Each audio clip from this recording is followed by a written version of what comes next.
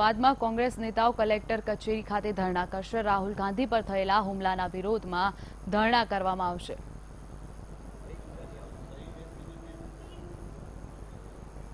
जो जयेश करके लड़के को पकड़ा है, ये कठपुतलियां है।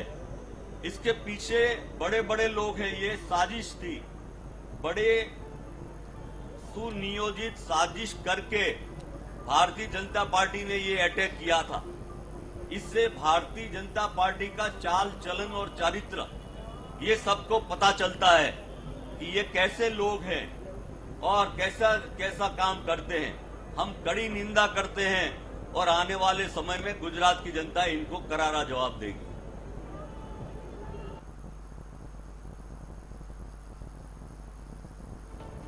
જે રીતે અમદાવાદમાં બનાસકાંઠામાં રાહુલ ગાંધી ઉપર થયેલા હુમલા બાદ આજે અમદાવાદમાં કોંગ્રેસ નેતાઓ કલેક્ટર કચેરી ખાતે ધરણા યોજ્યા છે। રાહુલ ગાંધી પર થયેલા હુમલાના વિરોધમાં ધરણા કરવામાં આવ્યા છે। ત્યારે ભરતસિંહ સોલંકીએ નિવેદન આપતા જણાવ્યું હતું।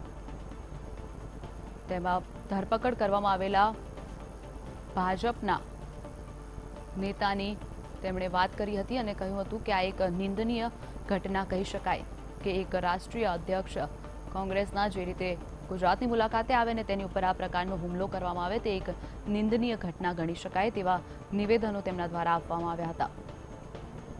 આ સાથે જ ભરતસિંહ સોલંકી સમગ્ર ઘટનાને વખોડી છે। આ ઉપરાંત કોંગ્રેસ દ્વારા ભારે ધરણા કરવાની ચીમકી પણ ઉચ્ચારવામાં આવી છે। તો આ સાથે જ દિગ્ગજ નેતાઓ સહિત કોંગ્રેસના દરેક કાર્યકરો હાલ અમદાવાદ કલેક્ટર કચેરી ખાતે ધરણા માટે પહોંચી ગયા છે।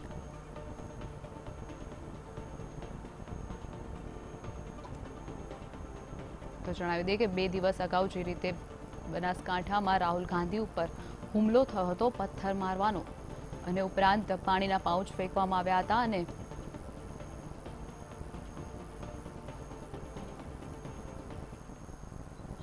લોકશાહીનું ખૂન કરે છે।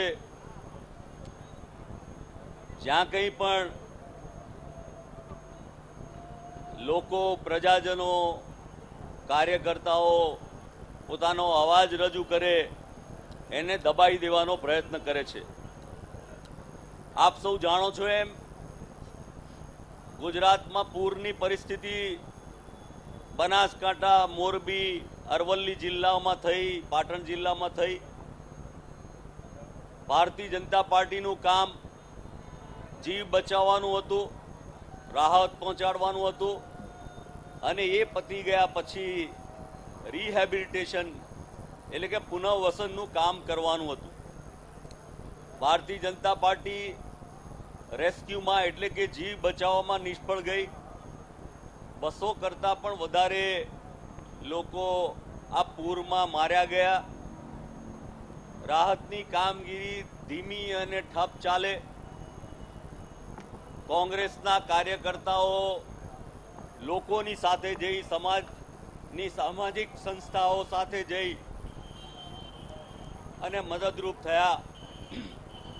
એ સંજોગોમાં જ્યારે રાહુલજી 3જી તારીખે આસામ જઈને આવ્યા, આસામના પૂર પીડિતોને મળીને આવ્યા, આશ્વાસન આપ્યું અને એ પછી 4જી તારીખે રાજસ્થાનમાં ગુંડાઓના રાજમાં જે પ્રકારનું અહીંયા એક શાસન ચાલી રહ્યું છે, રાહુલજી જેવા જે સ્પેશિયલ પ્રોટેક્શન ગ્રુપ જે છે એના દ્વારા પ્રોટેક્ટી જે છે એવા વ્યક્તિ પણ જો ગુજરાતમાં સલામત ના હોય, ગુજરાતના ધારાસભ્યો સલામત ના હોય તો ગુજરાતની આમ જનતા છે એ કઈ રીતે સલામત, એ બહુ મોટો સવાલ છે। તો આ અંગે જ મેહુલ દુધરેજિયા અમારી સાથે જોડાઈ ગયા છે। તો મેહુલ, જે રીતે બનાસકાંઠામાં રાહુલ ગાંધી પર હુમલો કરવામાં આવ્યો હતો અને ત્યારબાદ આજે અમદાવાદ કલેક્ટર કચેરી ખાતે તેની ઉપર ધરણા કરવામાં આવી રહ્યા છે, કયા કયા નેતા ત્યાં ઉપસ્થિત છે અને કેવા પ્રકારના ધરણા કરવામાં આવશે?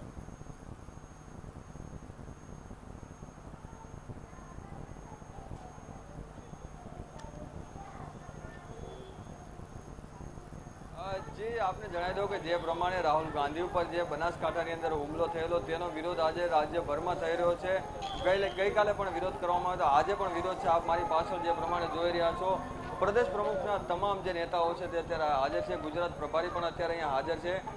મધુસૂદનભાઈ સિદ્ધાર્થભાઈ પટેલ તેમજ મોટી સંખ્યામાં જે કાર્યકર્તા, મહિલા પાંખ તેમજ યુવા કાર્યકર્તાઓ પણ અત્યારે હાજર છે. તેઓનો માંગ છે કે જે પ્રમાણે ભાજપના જે કાર્યકર્તાઓ દ્વારા જે સીધો હુમલો અને સુનિયોજિત હુમલો જે કરવામાં આવ્યો છે તેને તેઓ વખોડી રહ્યા છે. અને એક દિવસના જે પ્રતિકાત્મક ધરણા છે તેઓના એક ધરણા છે. આગામી દિવસોમાં પણ જે પ્રમાણે જે ઉપાધ્યક્ષ ઉપર જે હુમલો કરવામાં આવ્યો તેને લઈને આગામી દિવસોમાં પણ હજી ઉગ્ર ધરણા કરવામાં આવશે. જે પ્રદેશ પ્રમુખ ભરતસિંહ સોલંકીએ જણાવ્યું હતું કે આ સુનિયોજિત કાવતરું છે ને ભાજપના જે લોકો છે તેની સીધી સંડોવણી છે અને આ તમામ જે નેતાઓ છે તેઓને મોટા જે નેતાઓ છે તેની ધરપકડ કરવામાં આવે ને આગામી દિવસોમાં આવા કોઈ કાયદા અને અસામાજિક તત્વો જે ગુંડારાજ વધ્યું છે, ગુંડારાજ ઉપર કાયદો વધુ કડક થાય તેવી પણ એ માંગ કરી છે. જી બિલકુલ મેહુલ, તો કોંગ્રેસના નેતાઓ ત્યાં ઉપસ્થિત છે, કાર્યકરો ઉપસ્થિત છે, તેઓમાં કેવા પ્રકારની રોષની લાગણી જોવા મળી રહી છે?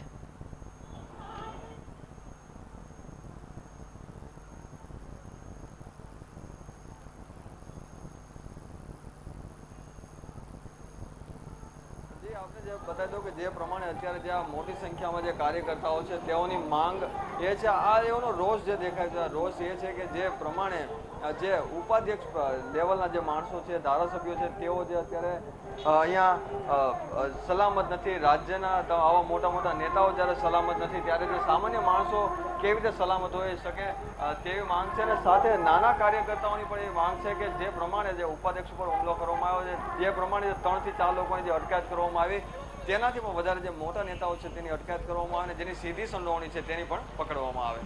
જી બિલકુલ મેહુલ, સમગ્ર માહિતી બદલ આભાર.